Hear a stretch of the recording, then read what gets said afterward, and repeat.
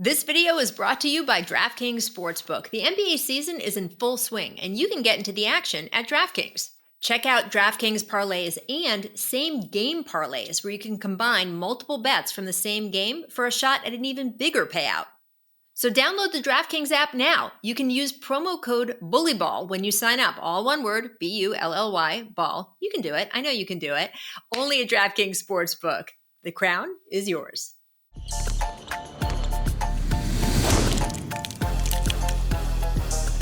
Welcome to Bully Ball, presented by DraftKings. I'm Rachel Nichols. That is DeMarcus Cousins. And can you tell from my festive attire book, this is our holiday show, our Christmas show, because we won't be with everyone next week. So we're doing a little extra bonus show for you guys. We'll talk a little bit about this week's games, look ahead to the Christmas games, which are always a good slate. And I don't think I can start, Boog, without talking about Ja Morant, because, man, in his first game, no rust, 34 points, that game-winning shot, which was ridiculous. And he's going to have the chance to show off again. The next game they play is against the Pacers, which means matching up with another young guard in the league, Mr. Tyrese Haliburton. I can't wait to see these two go at it. And I think some people forgot about how good Ja was, as impossible as that is to believe. But so many people after that first game were like, oh, man, oh, yeah, Ja Morant. It's a different time that we're in. And one thing that's for certain is if you're a star, you're going to shine regardless. No matter how much they try to dim your light, no matter how much mud they throw in your name, et cetera, et cetera. Ja Morant is him. We've seen this time and time again. Amen. Obviously, he went through his little adversity, trials and tribulations, whatever you want to call it. And, hopefully he's on the brighter they're side mistakes. They're self-inflicted. But, yes, he learned from them, hopefully. And now he's back to prove it to everyone. Yeah, let's get back to what he's great at, which is playing basketball. Let's get back to what he loves, which is this game. And he went out and showed the world that he is a star. He is a star, regardless of the circumstances. So I'm glad to have him back on the floor. I'm glad that he's able to go out and show his talent. Go be the superstar that you are, and let's move past all the bullshit. So that was a great showing in his first game. I spoke on it earlier in the week. I don't believe there will be rust. He'll come out and you said it, Boog. You were like, he's 24 years old. He can roll out of bed and do this. So he came out and he proved that. So this is a great time for him to show his growth as a young man, a leader, a superstar in this league. He can show that, he has learned from his past mistakes. And this is just about him moving forward and continuing to be a star. So, I'm happy for him. I'm happy for the performance that he was able to, display to the world. And like I said, this is his chance to keep moving forward. So, kudos to him. Well, look, speaking of 24-year-olds who can just roll out of bed and apparently drop 34 spectacular dunks, producer Nate and I were talking, after we were talking about Ja, about, okay, so now that he has reminded everyone he is one of the top players in the league, what about the top players under 25? And Nate was trying to sneak Jason Tatum in there. Jason Tatum is 25. We cannot include him in this list. So I wanted to ask you, especially with Ja Morant and Haliburton about to knock head-to-head and go against each other, who are your top 5 players under 25? They can be big man, guards, whoever.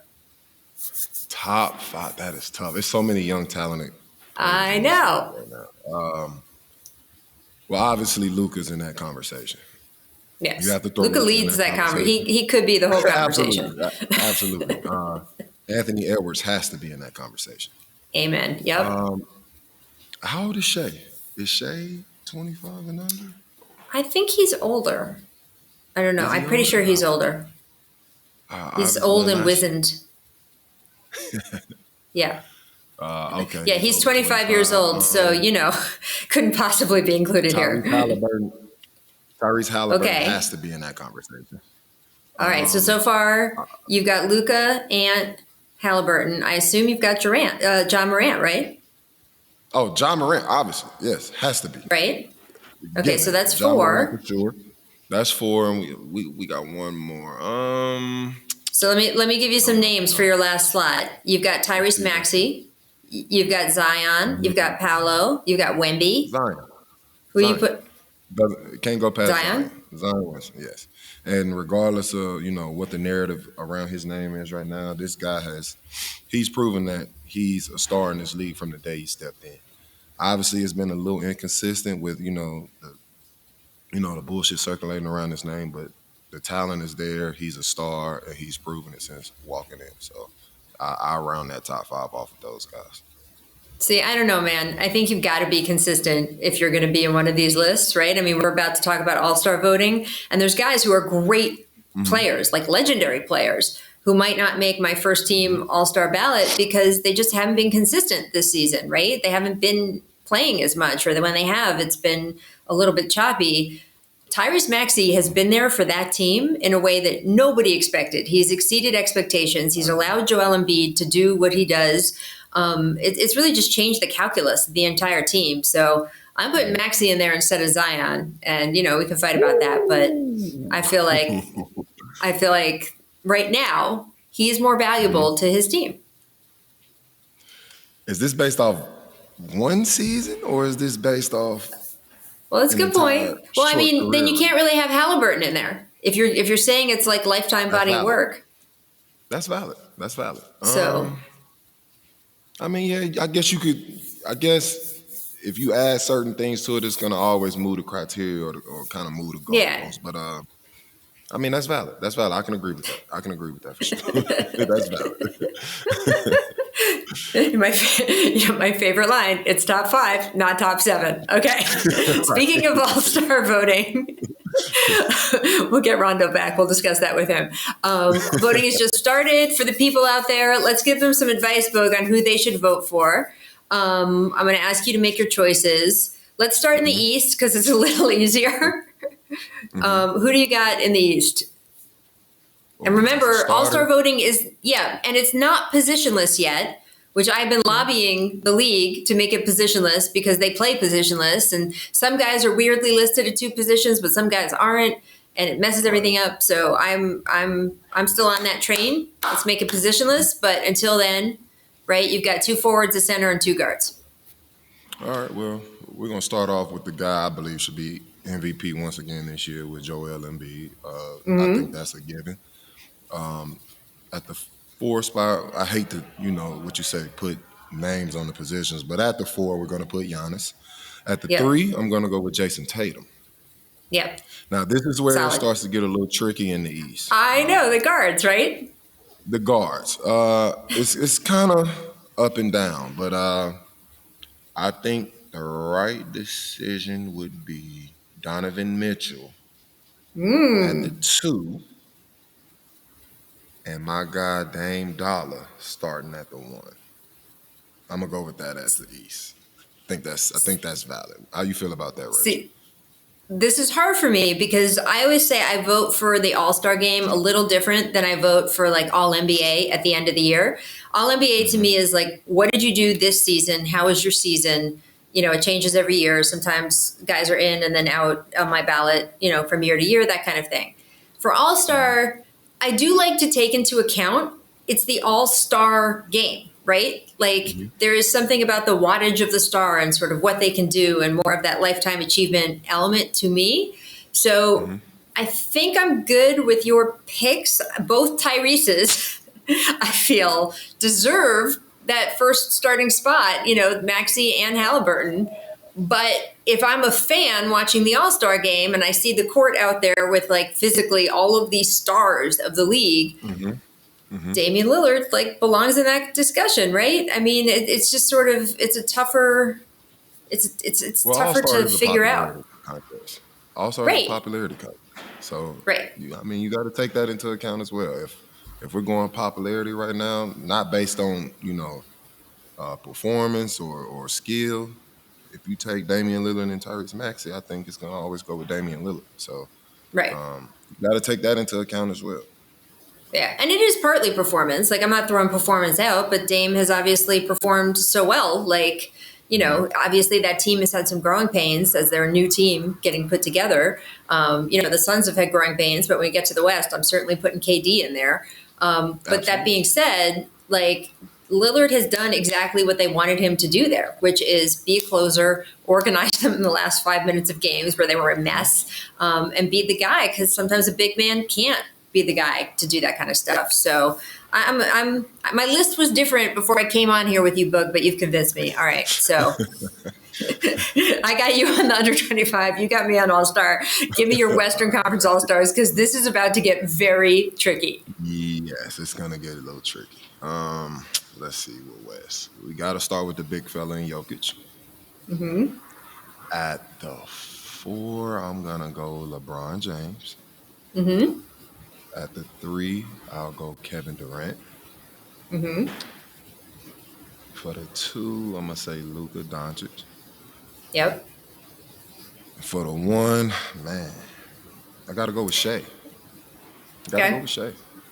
Yeah. Gotta go with Shea. Mm-hmm. Yeah. No, I like that list. That's basically my list.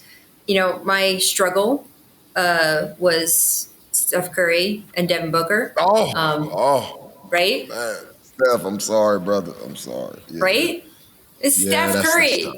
That's tough. So then I kind of go back to the All-Star thing, and he's had a tremendous season. I know the Warriors have sucked, but like he's been incredible.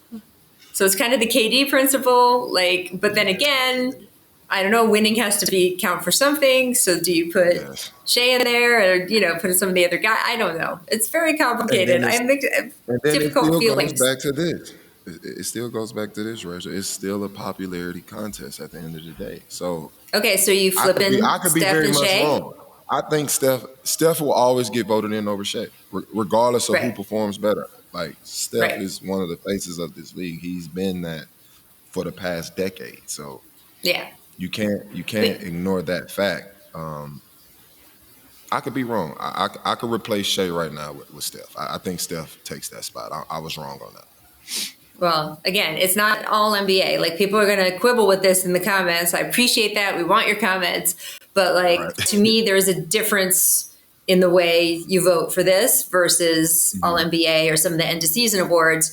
You know, it's so funny you keep saying it's a popularity contest. Like, I had someone arguing with me last year, and they're like, well, it's not like it's a popularity contest. I'm like, it's exactly what it is. That is exactly what the All-Star game is. You hit the nail on the head. So there is something about that. And I love the fact that, you know, the NBA is a star-driven league. I mean, that you look at what the Stars have been doing so far in this season, and they've been shining, man. And you look at, you know, I watch plenty of football, and sure, there's individual players we all watch, but it's not the same. Like, it's just the NBA is about the stars. That is the thing that draws people in.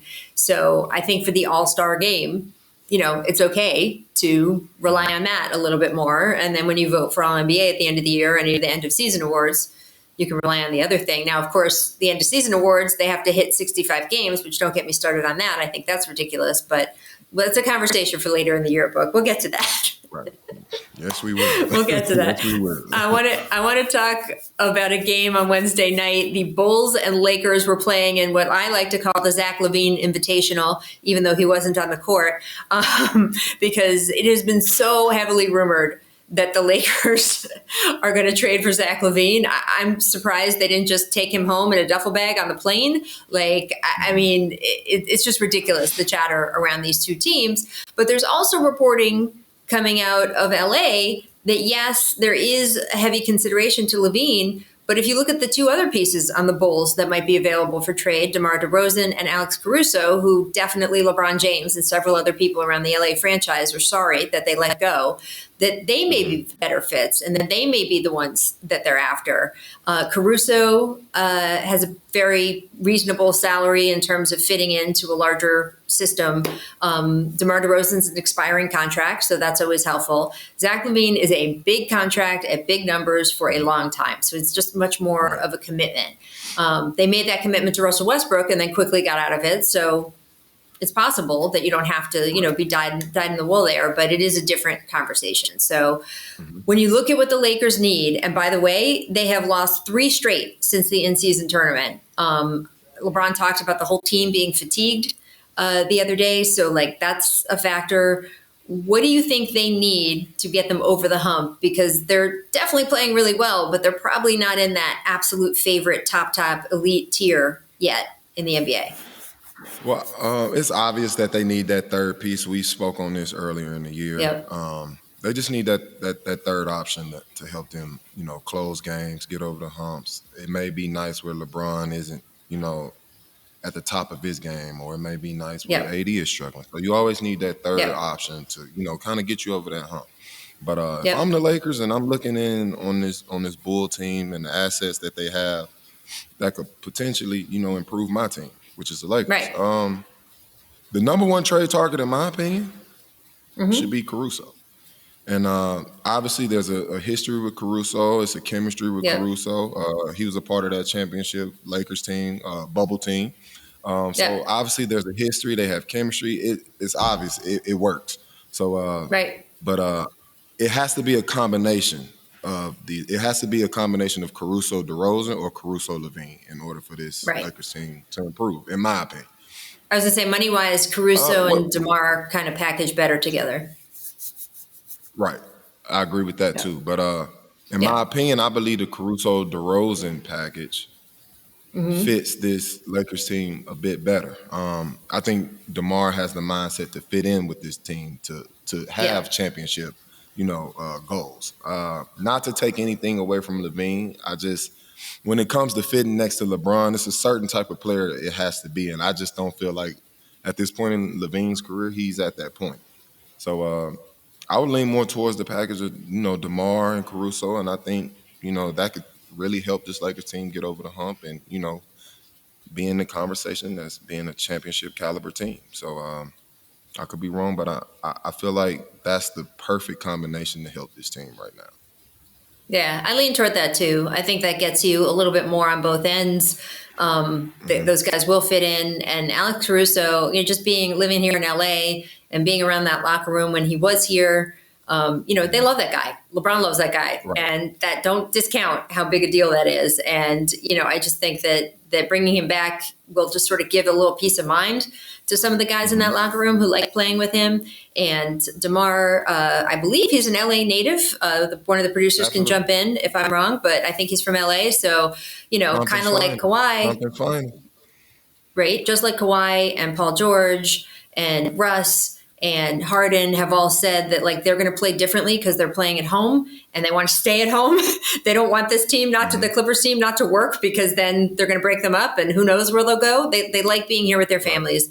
DeMar, I know, has gone through, some struggles and stuff where being near his family has been really important to him. So I think that he will play to stay if he is here. And you obviously have the out on him over the summer where his contract's expiring. If it doesn't work out, you can wash your hands of it. And if it does work out, you've got a longer term piece. So I like that combo too. I think you're right on target. But man, those Zach Lavine rumors, you cannot shut people up. There is so much chatter around that. So we'll see what happens. The Lakers don't always make the right trade. So we'll see if they do that there. Boogie, last week we talked about the fact that the Pistons, they don't need to go on a winning streak. They don't need to become world beaters. They don't need to be contenders. You know what they need, Boogie? They need one win. They need one win. Get a win, gentlemen. Just one win. And apparently the folks at DraftKings heard me because they have put up a bet on the website that is amazing. When will the Pistons win a game?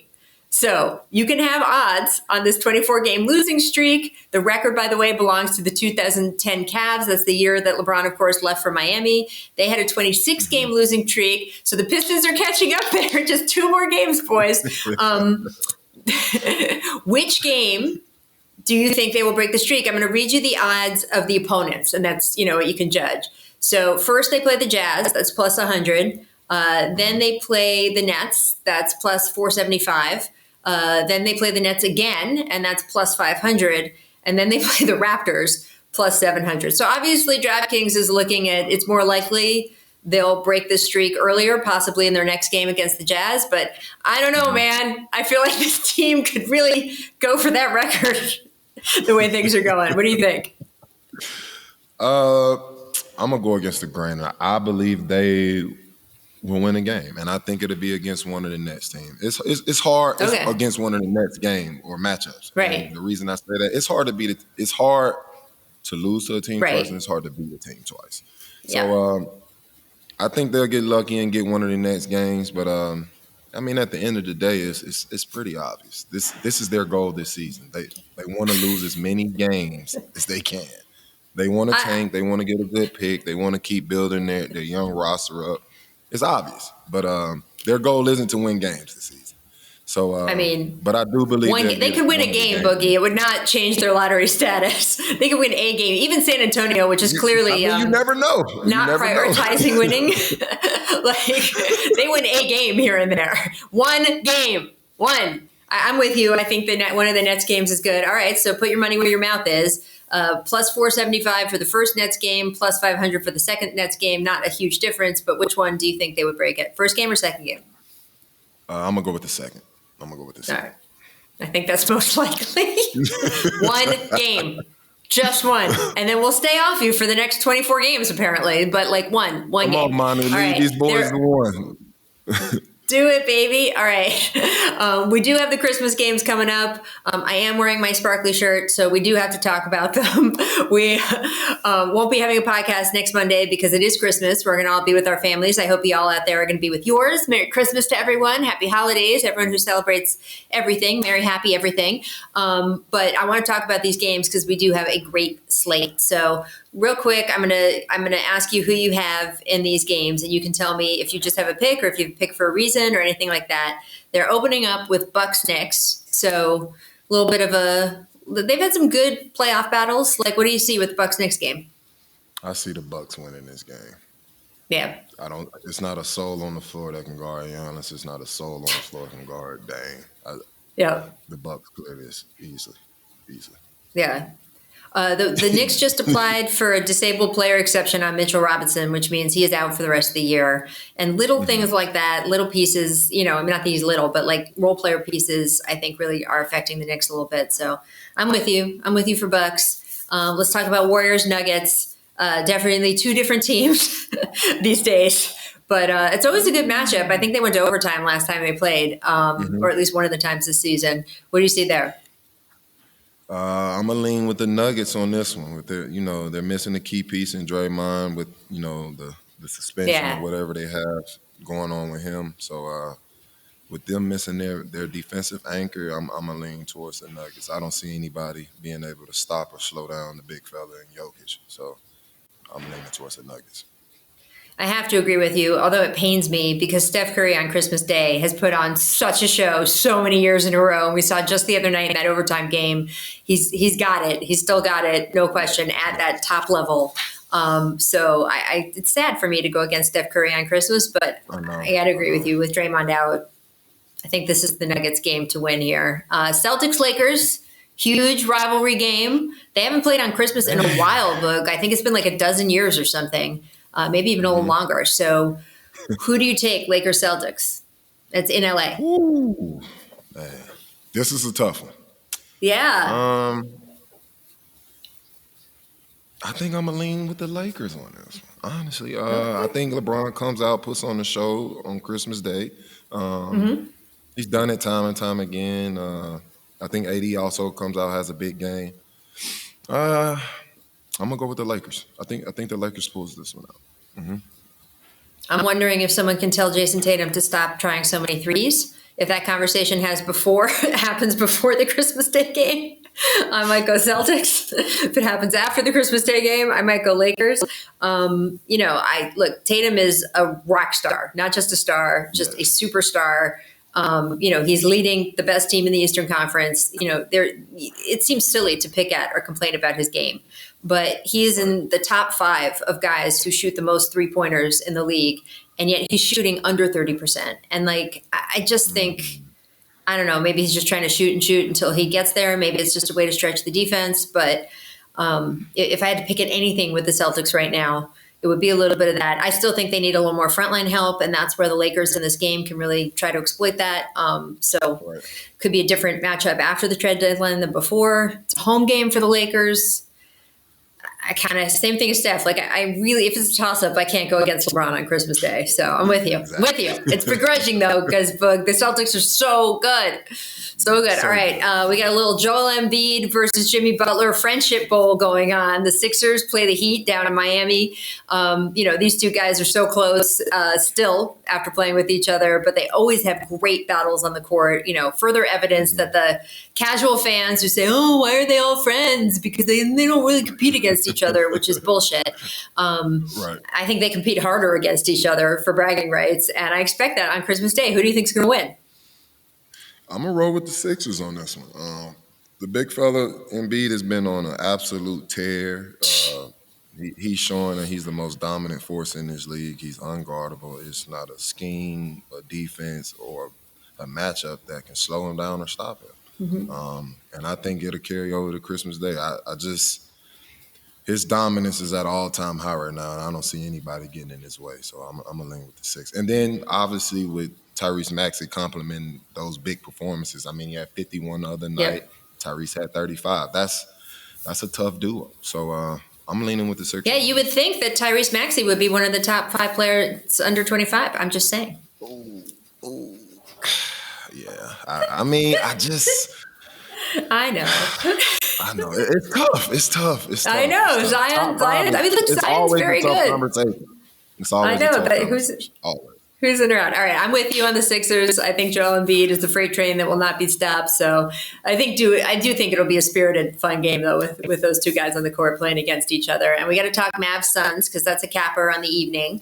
Obviously, those two teams have been going in very different directions right now, but Kevin Durant has been playing exceptionally. Who are you taking there? I'm leaning with KD, another guy that we've seen time and time again, put up big games on Christmas Day. I don't expect anything less on this next one. So I'm going to lean with KD and the Suns. They're still struggling with, figuring out their health and rotations and things of that matter. But you just can't deny the talent and the combo of players they have on that team. When they do find their rhythm, they're a scary team. And we all know that. We're just waiting till that day happens. But this Sun team is just loaded. So I'm leaning with the Suns on this one as well. All right, I'm making a pick that is not necessarily what I think is going to happen in the game, but just because I want to be able to make the pick, I'm going to go with the Mavs because I think they have not gotten enough respect for what they are doing this season. I mean, they've been hovering around the number 3 spot. I mean, it goes up and down depending on what day you check the standings, but nobody thought that was going to happen. In fact, they got a lot of criticism after this summer about they didn't do enough trading. First of all, the criticism was they traded away too much for Kyrie. Then it was they didn't do enough to restock the team over the summer. Luka has gotten sort of, there's definitely been increasing criticism from all corners about his arguing with the refs and all this other stuff. And they've blown the doors off a bunch of really, really good teams. Luka is playing exceptionally. Kyrie, when he's healthy, has been a great compliment and a team guy and has done all the things they've asked him to do. I had a conversation with Jason Kidd about Kyrie, and they just say he's been perfect in their locker room and their organization. So it's nice to see him sorting that part of his life out and really just being able to be a basketball player. So I don't know. I don't know if they're going to beat the Suns on Christmas Day, and it depends on who plays on the Suns. And Beal's out, I think, but Booker, I think, will be in for that game. So I think you may be right, but I'm still going to pick the Mavs because I think they should get more credit, Boogie Cousins. Absolutely. I don't know. We just mentioned a lot of guys who are elite scorers, right? So who scores the biggest point total on Christmas Day? Biggest point. You got Steph, you got Luka, you got KD, you got LeBron, you've got AD, you've got Joel Embiid, you've got Jason Tatum, Giannis. You go with Embiid? I gotta agree with you. I mean, he's been a show every night. Yeah, I think Embiid, like I said earlier, he's the dominance that he's displaying nightly, regardless of the situation that happened with this team early on. The guy is focused. He's locked in. This is probably some of the best ball we've seen him play in his young career so far. I just don't see anybody being able to match up with him or slow him down. So I think another big performance is coming from Embiid on Christmas Day. So I'm going to lean with Embiid. I'm with you. I think that's a safe pick. I mean, look, any of those guys could pop off. So it's a little bit of a crapshoot, but I give you, if you're going to make a prediction, I get that one. Assists are a harder thing to predict, but of all those, great talented guards we've got playing, who do you think is going to rack up the most assists in these games? Talented guards. I'm gonna go with the big fella Jokic. Repping for the big man. And it's kind of funny. I remember a couple of years back when the whole small ball thing was coming into play, and they had a big thing about Draymond being a center in the NBA. Yeah. I'm now waiting for them to talk about how Jokic is a point guard in the league now. Like, it's a positionless league. It's no positions. There's no label on what a player is now.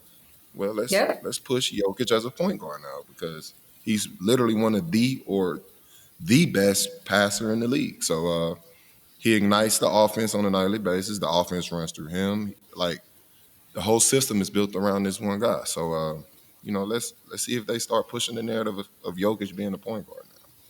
No, I like that. And by the way, I think that's the conversation we're going to have with Wemby in a couple of years, right? I mean, he's obviously just still finding his legs, but he brings that ball down the floor like a guard.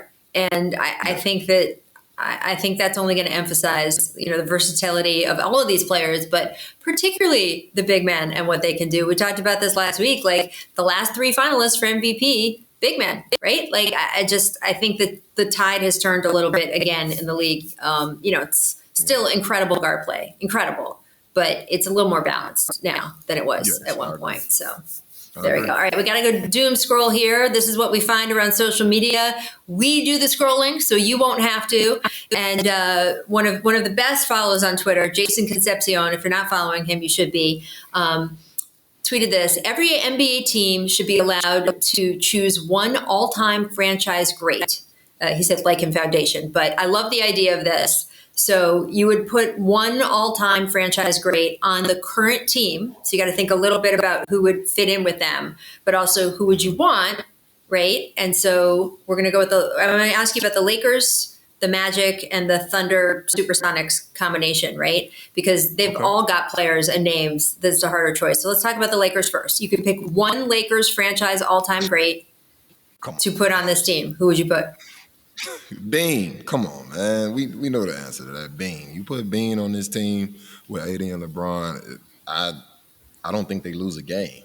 Like, honestly, we talk about the Lakers needing a third piece, a guy to get them over the hump. I mean, right? Bean is clear as day. So no, he would be the first piece. I'm sorry. Yeah, but on the Lakers, look, you can debate whether LeBron or Kobe is a better player, and I know a lot of people feel LeBron is, and I think that argument absolutely has merit. But on a Lakers team, that's Kobe's team.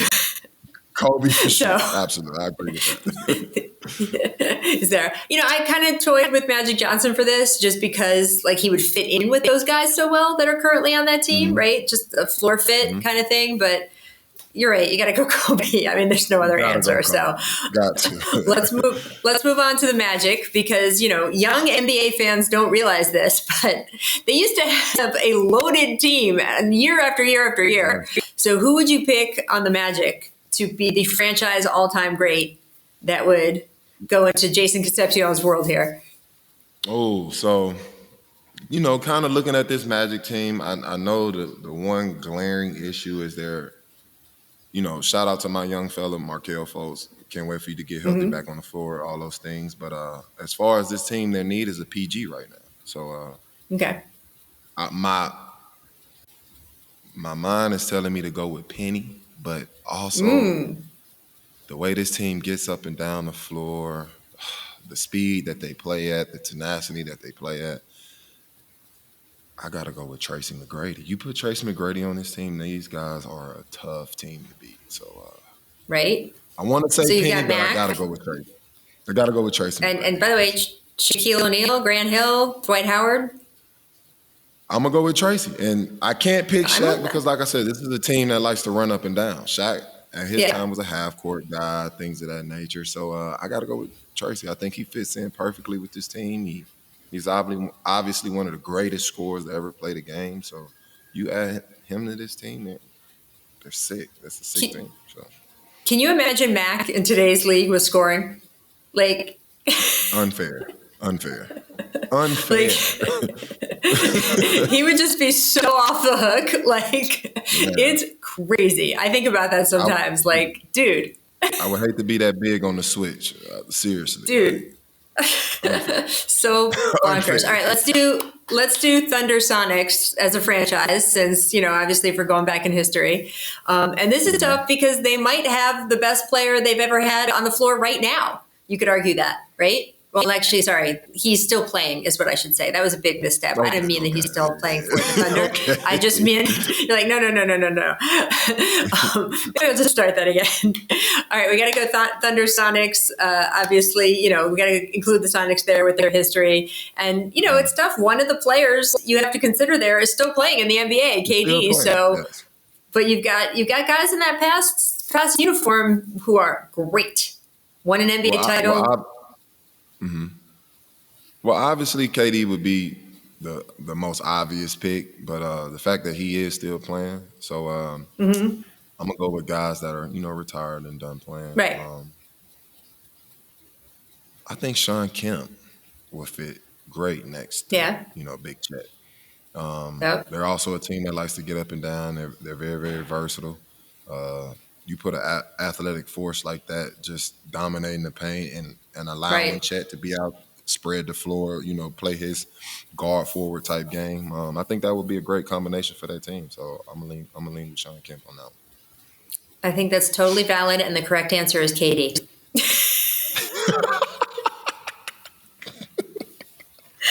I agree. By the way, can you imagine that? Like, just a forced trade off the Suns to the Thunder. Nope, sorry. You're going back. It's just that we don't make the rules. That's how it is. Shout out Jason for an excellent tweet there. Also from NBA Communications, we got a tweet from them saying the most viewed players on NBA social. So you look at some of these guys, LeBron, obviously right up there. Giannis is up there. You got a lot of Lakers up there. Who do you see? Who do you think is the most viral NBA player right now? Does it have to be off of this list, or? Well, this is who they say gets the numbers, right? So Wembanyama's up there.